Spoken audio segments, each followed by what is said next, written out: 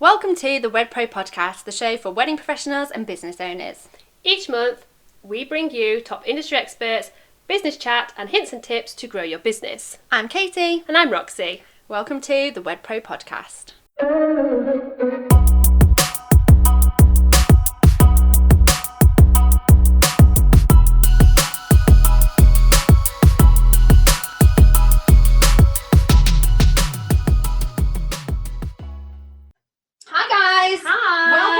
To the WedPro Podcast, and today we're going to be chatting to Rowan Draper from Portavoce, and we're going to be chatting all things how to win those clients and influence prospects. So Rowan, we caught up last week. Thank you for joining us firstly, and we were chatting and all about kind of speaking and public speaking, weren't we? And this is kind of your forte really, and we were chatting really about speaking within your business and having that kind of confidence to talk to new prospects, whether that is consultations or at wedding fairs, or however that prospect kind of comes up. Maybe it's a networking event, or maybe just generally networking out and about. People don't realise that when you're talking about your business, that is networking, isn't it? And we chatted all things about tips and so thank you for joining us. We're really looking forward to kind of sharing that with our audience today. I think it's something actually that a lot of people will be struggling with, but probably just kind of mulling through it on their own without realising there are things you can do and to help kind of get through that. So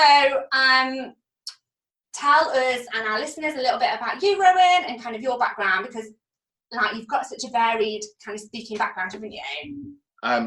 Thank you for having me. And but basically, my background has been performing and speaking in public for about 20 years. Between 12 and 15 of those has been performing productions from Shakespeare to Sondheim to Sophocles. So wide variety of different backgrounds. So everything from mad dictator rulers to gangster second-hand men. And everything in between. Did you always love performing? Did you always know that you were going to kind of get into that kind of space, or? Yeah, so I would class myself as an extrovert, and I've always kind of wanted the attention. So I've always wanted the spotlight to be on me, which made me gravitate to performing. And then as I got older, I got more interested in the acting side of identifying with a character and performing in that sense. So less about, hey, here I am, this is me, and more about the nuance and minute of, how you would act or react in, say, for example, The Crucible, where you've got John Proctor and he goes from a really quiet sort of introspective to a shout, this is my name, I am not signing my name to say that I'm a witch or or whatever. I think it's really interesting actually, and people kind of think and I don't know if it's something that's kind of put into people when they're children, that either you've got this kind of that you like to put yourself out there and like you described yourself as that extrovert character, or you do fall into the more introverted kind of thing, and I don't know whether that gets labelled early on, but obviously you found then turning this into your business, which we'll talk more about as we go on. How do you find that people kind of sit themselves into either of those two categories, or is it something that people do struggle with, that kind of meeting new people, chatting to new people, that sort of? I think people may identify themselves, they may not label themselves as such. I know from speaking to people on local government courses that it does vary, and some people will identify with being an introvert or an extrovert depending on the course level. But I think that, at our heart, we can all be introverted, and we do need to take the time for ourselves. But I think that, being in will obviously help with making a lot of the really early opportunities in in your development as a young person or a child, if you're an extrovert, it's going to help you because you're not going to be as self-confident about going forward. That is interesting what you kind of said there. There is this kind of people find, and we're definitely going to relate this to kind of the things that we find in our business as wedding professionals. Certain things can be stumbling blocks, can't they?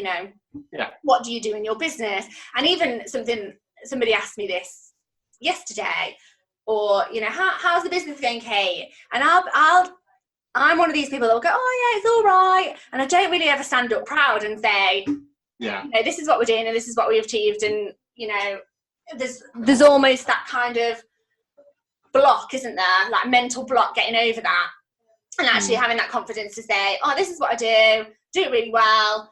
Do you want to find out any more information about that? Yeah. This is now what you kind of teach people as to how to kind of talk in their business, don't they? Yeah. So effectively, public speaking, I would describe it is the ability to represent yourself in the way that you want to do so. So whether that's a wedding fair, a networking meeting, or just down the local shops, and somebody says, you might be wearing a branded hoodie, or like I'm wearing a branded polo. Look, tell me more about what you do. Tell me more about your business. And it's having the ability to be confident about what you do, and knowing that what you do is of value, and that other people will find that to be of value. Yeah, and I do think that it is something that I still struggle with now, and I almost tell myself not to do it, actually, when people obviously ask, oh, what is it that you do, or they might have seen something that we've done on Facebook, and we'll say, oh, it looks like you're doing well for yourself, and my automatic response is, oh yeah, all right. Like it's almost like you said, that confidence to be able to say, no, it's almost kind of British in the sense that we try to play down our success, and sometimes that's totally the wrong thing to do. So having the confidence to say, actually, you know what, we've gone from strength to strength, we're building more groups and more brand ambassadors, and whatever the specifics are to our business, it's about having the confidence to say, actually, yes, this is worth talking about. And then that turns into that conversation, doesn't it? Like when you look at it from the first way that I kind of said, oh yeah, like it's going all right, it almost shuts the conversation down. Whereas if you can kind of confidently own what you do and invite that up into a bit more of a conversation, that's where that person then becomes interested in your business, but then may go on to tell other people, or maybe they are interested in what you do. Like you said, maybe it's somebody that has asked you. It's funny that you say somebody on the school run wears a branded hoodie about oven cleaning, and I keep meaning to grab her, but you don't know, do you, like where those opportunities are going to kind of come up. And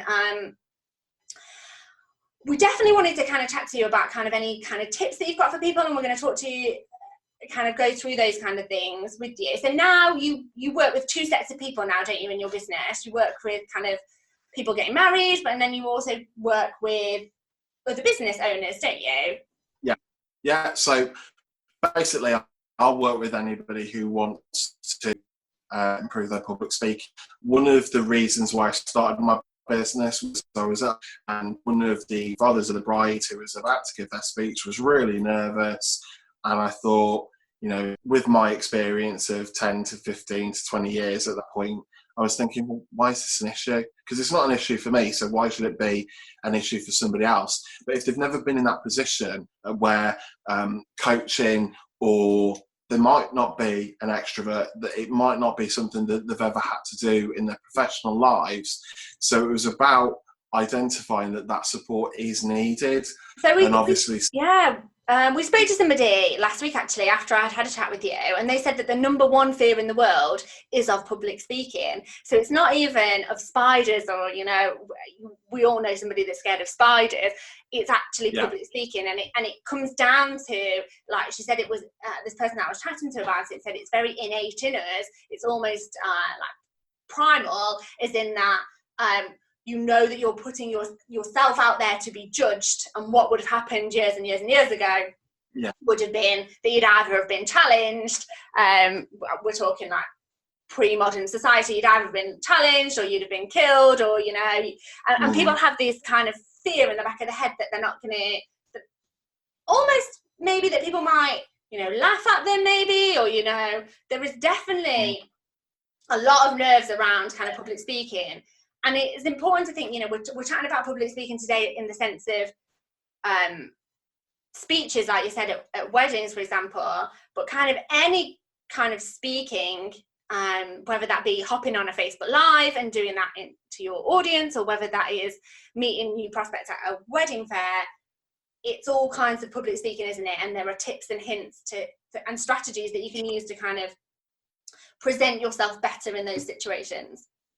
Yeah, for sure. And I mean, I can run you through some quick fire tips on how to approach it. The one thing that I would say is that confidence in public speaking is a skill like any other. Like one of the things that I'm doing at the moment is learning to drive. And the difficulty that I had in the first few lessons learning clutch control, as those people who drive will know, is a big thing to get over. But once you get over it, you kind of think, well, what was I worried about? Yeah, and it is that thing, isn't it, that when you, as with anything in your business or in your life, like the more practice that you get at something, the better that you can kind of be. Yeah, for sure. One of the things that will demonstrate this is when you are in a production or a performance rehearsal process, you don't just do it once and then think that you're production ready. You work on it for weeks. You'll spend hours going over the same scene. Is this the right way of saying what I'm saying? Do I need to look at the audience here? Where do I need to be standing? And these are the kinds of questions that as performers are, integral to our process. So that's kind of what I wanted to share with people, that the more time that you spend on it, the better you'll be. And, it is human nature, isn't it, to judge somebody within the first few seconds of meeting them. And, if you can kind of confidently pitch yourself or confidently pitch your business and kind of, like you said, those kind of strategies and hints and tips and get over those mental blocks in your head, it's going to become, like we said right at the beginning, better prospects, better ways to influence those prospects. So what would you kind of say in presenting kind of anything in your business, or, having the confidence to go out there and network? What would you say are like your top kind of tips, your top 3 tips that you would say to kind of help people kind of put themselves out there in their business? Okay, so what I would say is that if you're at a networking meeting and it's the first one that you've ever been to, it might be a new networking meeting that you've never done before. What I would say is that it's probably just as nervous for the people that you're going to be meeting. So take kind of reassurance or confidence in the fact that you're not alone. 70% of people have a fear of public speaking. The next thing that I'll say, it's about being able to listen to what people are saying. It's about being able to understand when to breathe and pause. For example, one of the confidence issues that people have if they are unpracticed at public speaking is there is a desire to fill the space. Yeah. And so they continue to ramble. And this is what we don't want when we're trying to represent our business, because there sometimes comes a point when we want to just stop what we're saying and let people think about what we're saying. The last thing that I would say about networking is to have a goal in mind. Set it small if you need to. It might just be, right, I'm going to speak to 3 people and I'm going to have really good quality conversations. I want to get their business card and I want to set up a one-to-one coffee if their objectives and their business aligns with mine. Don't go in and try to think that you need to work the room and speak to everybody and chat to everybody. The last kind of special tip that I would give is use your host, because that's what they're there for. They are probably most likely going to be a confident person because they want to invite 20 plus or more people to share this space with them. So if you're feeling unconfident, use a host and say, can you introduce me to a couple of people? I don't know anybody. So those are 3 or 4 really easy, really quick tips to get you over that first hurdle. Yeah, and the thing, that those people that kind of go to networking events, and this is what we're trying to change in the industry that we kind of work in, that people do feel those nerves going into that room, don't they? They kind of think that everybody kind of knows each other already. It's a very corporate environment. Some of the networking events are quite a corporate environment, and those tips are absolutely fantastic. Anybody kind of listening that hasn't kind of thought to kind of pop to one of the networking events that we do,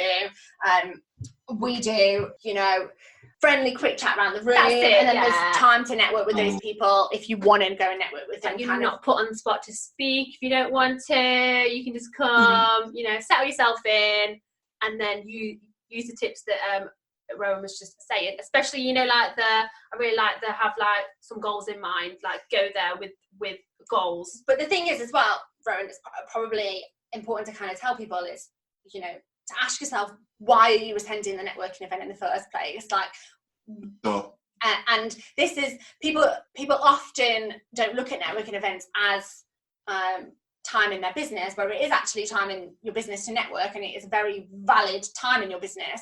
So if you go there and kind of almost don't speak to anybody, are you using your time productively in your business for those kind of hours? So even if you, like you said, you talk to 1 or 2 or 3 people and said with passion, this is what I do, take a look at what I do, be great to kind of chat with you at the next one, or great to kind of network separately, or whatever it is, going in and thinking, I've got to introduce myself to 20 people, it's so probably unachievable, and it's really going to kind of, it would set my anxiety like through the roof. Well, if you're trying to talk with 20 people in, let's say your networking meeting is 2 hours, generally speaking, and you're going to have a speaker.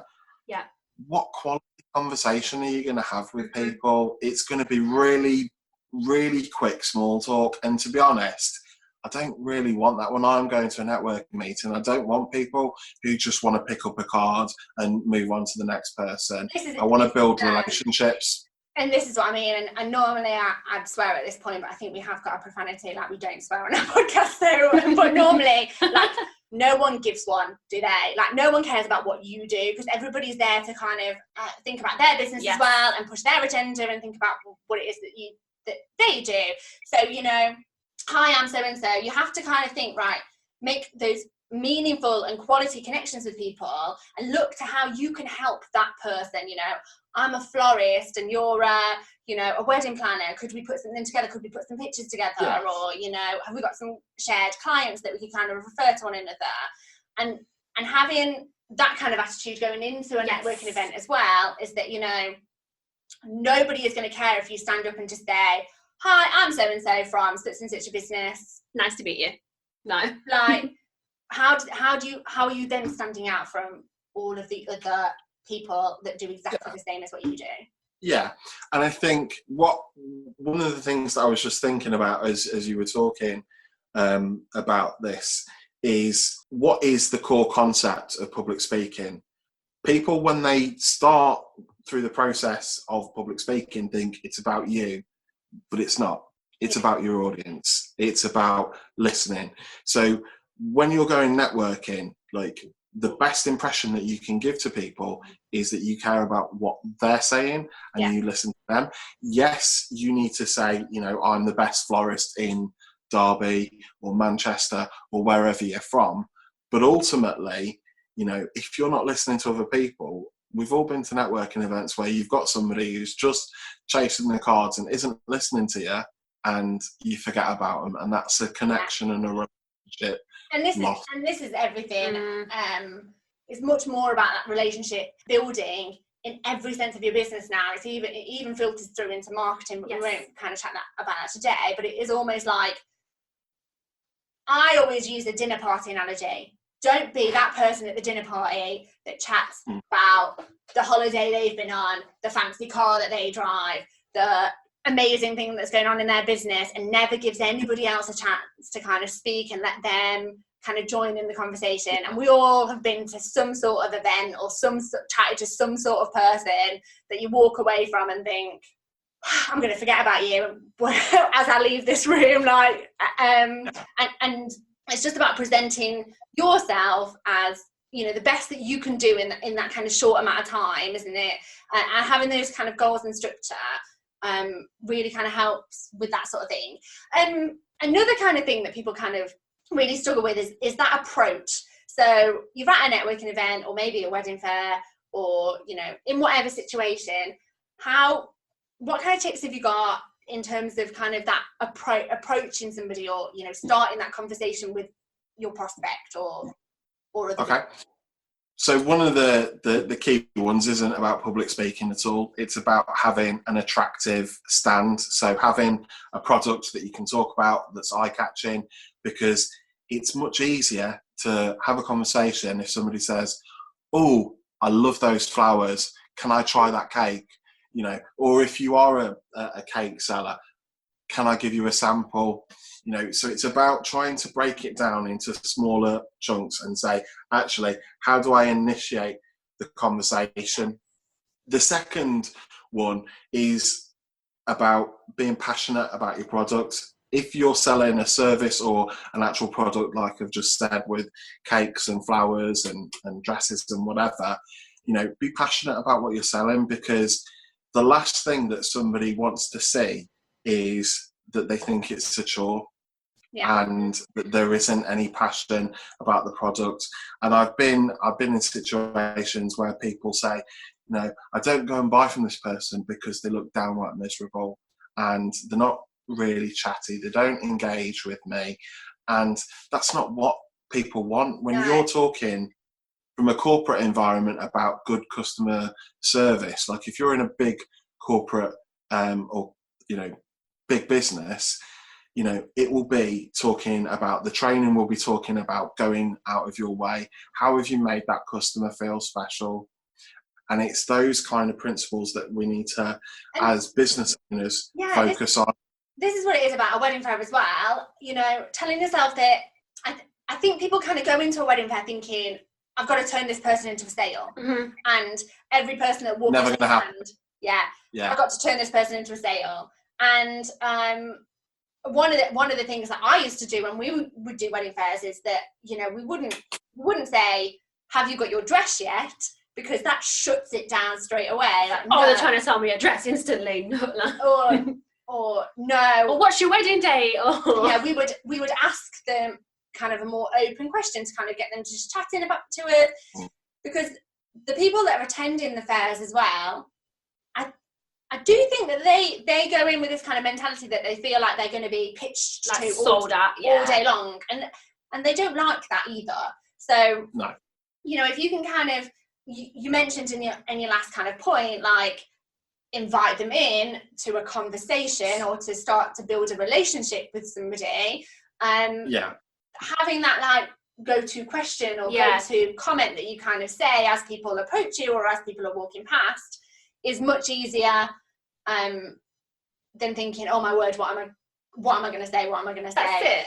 Like, I would even use things like, I'm trying to think, if I saw like a bride that had a lovely bag, like, oh, I really like your bag, or oh, your little girl's really cute. Or it doesn't have to, just anything to break that ice. To break the ice, to kind of strike up a natural conversation. Yeah, and what I think as well, it's not really a third tip, it's just an observation. People who are going to wedding fairs are there for a reason. You are not standing on the street trying to say, please give me business. They are there for a reason. So, you know, kind of work out those nerves and sort of say, well, actually, you know what? I'm not in a space where I'm trying to aggressively grab people. You are trying to build a relationship. And it might not, you know, it might be, if you sell wedding dresses, for example, it might be that person, you know, wants a particular cut or style of dress that you just aren't interested in. But they might know somebody in 2 years that's getting married and wants exactly that, and will go, I remember these girls that I spoke to at wedding fair, really good, really personal, etc., etc. Yeah. We need to remember that one of the most active ways of promoting our business is word of mouth, and it happens from other people. And that's actually one of the most effective ways, that when you get that word of mouth, it's way up there in the 90%. So people will then contact that business in terms of somebody else has had a genuinely brilliant experience from you, and they'll rave. It's usually 5 people, I think, that they normally rave about your business to.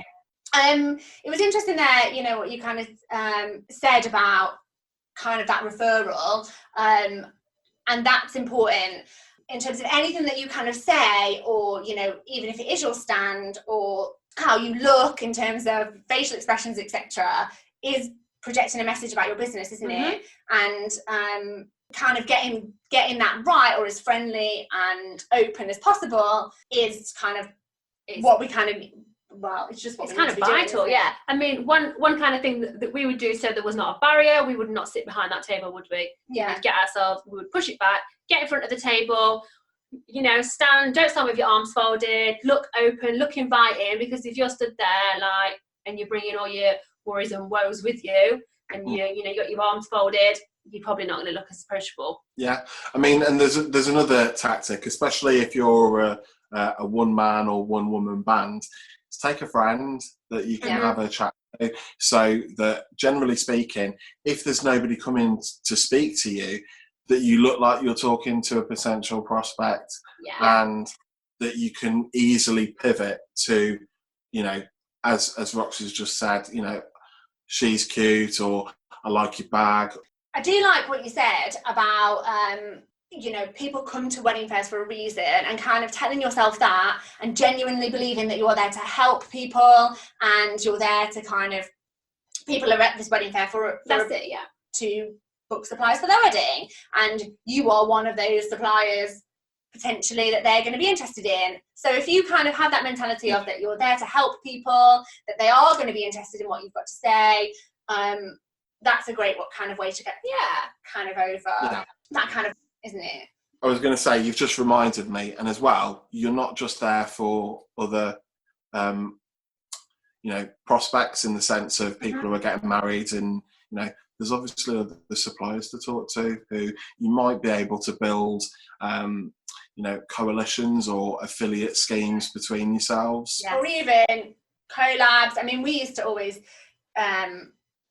well, naturally, people will know you chat to the kind of stands around you anyway. Yeah. But I was a little bit more lucky in the sense, some of the time, that I would have a team of staff with me at a wedding fair, so I would kind of go and work the room a little bit, in terms of, I could leave my team knowing that they were kind of dealing with kind of couples on the day. There've been some really, really great tips there. In terms of, like, do you have any kind of tips in terms of speaking on Facebook Lives? This is something that we do get asked quite a lot about, and people do really kind of struggle about kind of hopping on a Facebook Live video, and obviously we are the Facebook Live queens. I think a lot of people understand, like, the value and importance of them, but the thought of actually jumping on a live puts the fear of God into people. Right. So you'll have to excuse this product placement. Yeah. So the line from Dr. Pepper, what's the worst that could happen? You need to promote your business. So whether it's a YouTube video, a wedding fair, a networking meeting, or a Facebook Live, what's the worst that can happen? If it goes really, really poorly, and, you know, one of the business gurus I follow is V, and he'll talk about content, and he'll just say, just do it. Just stop procrastinating. Just do it. It'll always be better. You know, so don't go into a process and think that you need to be the finished article, because you're not. You're on a journey. As small business owners, we might start with, you know, a dream and a skill, that we are the best cake sellers in Liverpool, for example. Yeah. You know, but we're not the best marketers, and we're not the best at finance, and we're not the best at human resources and all the rest of it. But we shouldn't pretend to be. So we are going to have to go on a journey. So there are these skills, and obviously I would say, if it's something that you are severely worried about, there are coaches that you can go to, there are organisations that you can go practice to. But, you know, as I say, practice, practice, film yourself. You know, majority of people have smartphones with really good cameras on these days, so you can practice. And, you But know, again, don't put the pressure on. our kind of local groups are perfect for that. Like, hop in one of our local networking groups and go and practice and get the support and feedback from other people, other professionals in the area who are there that have got your back, and know that, you know, hopping on a live. I mean, it's almost second nature to us now because we've done so flipping many of them. I actually counted how many hours we've done the other day just over the last year. How many? And there's more than kind of 100 hours worth of Facebook Live videos in the last year that we've done alone. But we didn't always feel like this. No. Oh, me especially. Like, it would, honestly, I still remember the first time in the bridal shop when Katie was like, so, like, Facebook Lives is like up and coming thing, we're going to start doing them. I'm like, no, I'm not.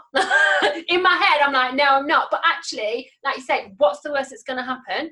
Like, just pull the video. And I will, like, almost, like, guarantee that when you've finished, you're like pushing yourself over that boundary, you'll be like, oh, that wasn't so bad, actually. And you'll feel amazing. Yes. Rather than going straight to a Facebook Live or video, we're filming a podcast, but you can record a podcast, so you don't have to have the nerves of what you look like, and just focus on your content and what you're saying. That's it. So I think that you need to, you know, build up to, because what we know is important with skill development is building it up in stages. You don't just go from day one, right, you're going to start playing football and tomorrow you're going to be an international footballer. No, it doesn't happen. You have to build the skills over a set period of time and hone your craft. And ultimately, that is what happens, whether it's business or otherwise. You have to put the time in and practice. Of course, yeah. And I think, you know, what was great about kind of getting you on to chat all things public speaking is that, you know, I think when people think of public speaking, they literally think about standing on a stage and giving a speech. And that's actually not what it is. And people, you know, we're public speaking day to day inside of our businesses, whether it's even, you know, a telephone consultation, you know, you're still pushing yourself out of that kind of comfort zone and speaking to a new prospect and giving it an impression of your business and an impression of you as a business person. And, you know, whether that be at a wedding fair or, like you said, at a networking event, there is a lot more to public speaking than just standing on a stage and delivering a speech, which most people would just assume it was that. Yeah, for sure. And the one thing that I would say is that with the proliferation of small businesses, it's one of the hardest things to do at the moment, because there's so much competition from just being found. Like the organic reach of Facebook, for example, you know, is so hard to be found. So this is one of the problems with public speaking and businesses in general, is that, and I'm guilty of it in other areas that I'm not as skilled in, is that we think that we'll just do it because there are so many tools, we'll just get on, you know. So I thought, you know, I'll be great at marketing because I do Facebook and Instagram. No, it's taken a long time to work out how to do a content plan and to have engaging content that people want to respond to. I'm still not there yet. But if you ask me to speak in front of an audience and get a response, I'll be a little bit better with that kind And this is it. And it's about people being able to say, it's okay not to be good at everything. And this is something that, you know, even in my personal life, I say quite a lot. It's okay. Like it's all right. You don't need to be good at everything, and you wouldn't be ever expected to be good at everything. And, you know, as small business owners, and you know, I can only relate it to business because that's all I know. Yeah. Is that we are expected to switch and swap all of these different hats all of the time, and it is okay to say, right, you know, I'm really good at that, but with this and this, I might need a little bit of extra coaching or help, or sitting on YouTube and learning more and crafting that skill, like you said. You know, we all have been to wedding fairs and we've seen people that have just sat behind the stands with their phone all day. And I'm not even a bride, and that annoys me. You don't want to be that person, do you? You want to be the person that when people have left that fair and they've spoken to 40 other people at the fair, that you're in their top 3 that they want to go they want to chat to tomorrow, or you know, they want to go and check out your Facebook page or your Instagram or your website because you had a conversation, you had a little bit of a giggle, you seemed interested in their wedding, you seemed interested in them as a person, and you've connected on a level, which then helps the sale when it comes further down the line, doesn't it? Yeah. Well, ultimately, you know, for want of a cliche, people buy from people. And if you don't want to be there and you don't want to talk to people, why are you doing what you're doing? You might have bills to pay, but it might be better for you to be working in a corporate job somewhere else. And you have to have. Yeah, sorry, like this is exactly, you know, we say this a lot, people do buy from people, and it's the one way that you're going to make yourself stand out. It is a crowded market. Like weddings are a crowded field. We all know that there are, you know, 100 other florists that your prospect could contact. Why are they going to want to contact you? And, you know, you might be the best florist in Liverpool, but, you know, if you've got resting thingy face, like, that person, you know, yeah, people have got purchasing power, don't they? And, you know, you should be working for that money as well. Like you said, if you don't love what you do and you don't want to genuinely help that couple, provide them with the best flowers for their wedding because, you know, they deserve that, then are you in the right kind of job? Is it right for you to kind of be in that kind of job? And, you know, wedding fairs and, you know, chatting about your business. So yeah, it should really excite you. Yeah, for sure. I mean, ultimately, you know, you have to be honest with yourself when you're coming into business for yourself. Is this something that you can get up in the morning and go, I am passionate about delivering this? Because there are going to be hard experiences that you're going to go through, and you need to be able to deal with them. Unless you're in a really enviable position where you can either outsource or bring people in to be your front person. I mean, there's probably chief executives somewhere that really hate the kind of, you know, advocacy of the business.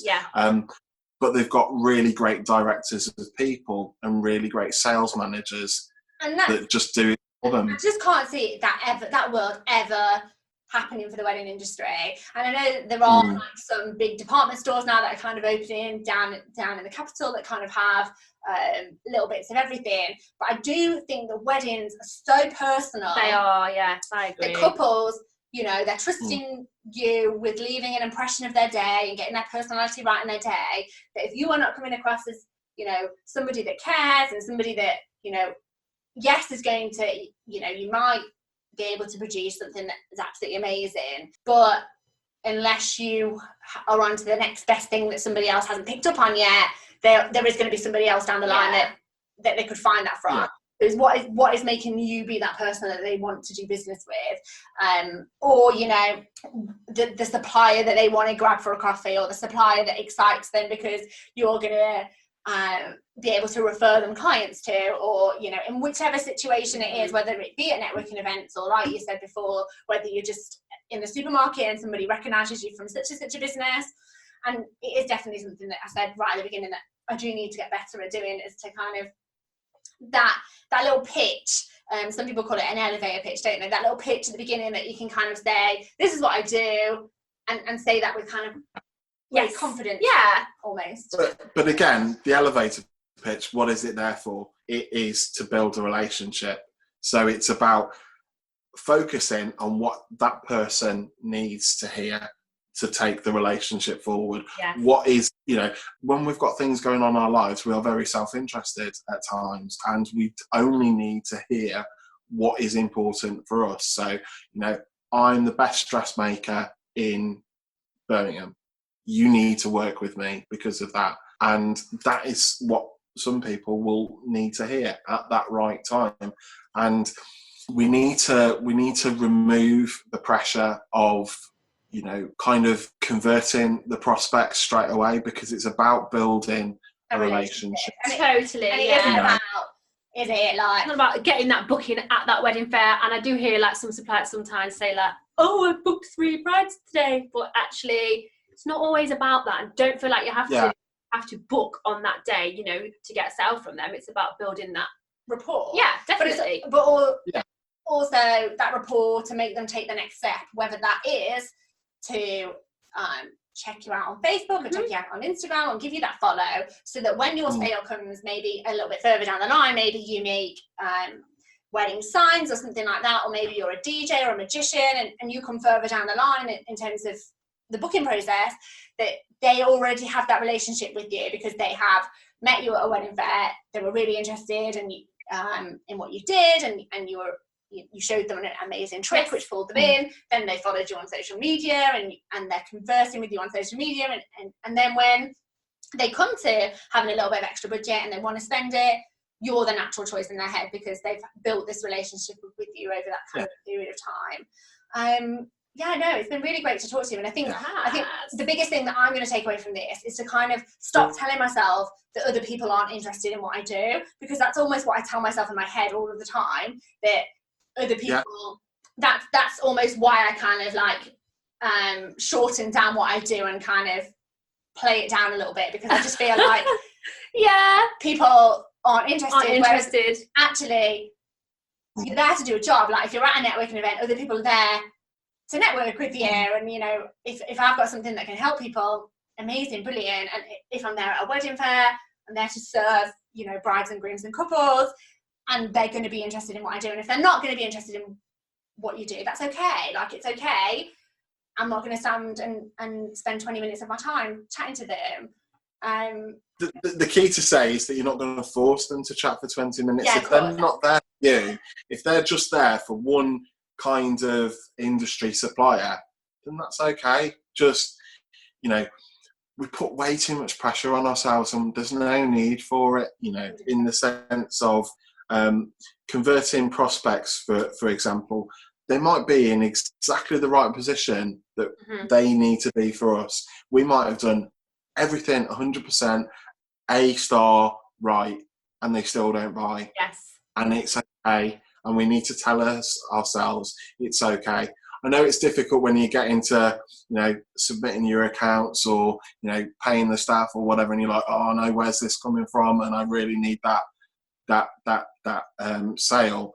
But we need to be okay with the lack of emergency needs to build. It might be that client that you've done everything right for, and it just falls at the last hurdle, wasn't right for you at that time, but she's got a best friend who's getting married in 6 months, and you are going to get on like a house on fire.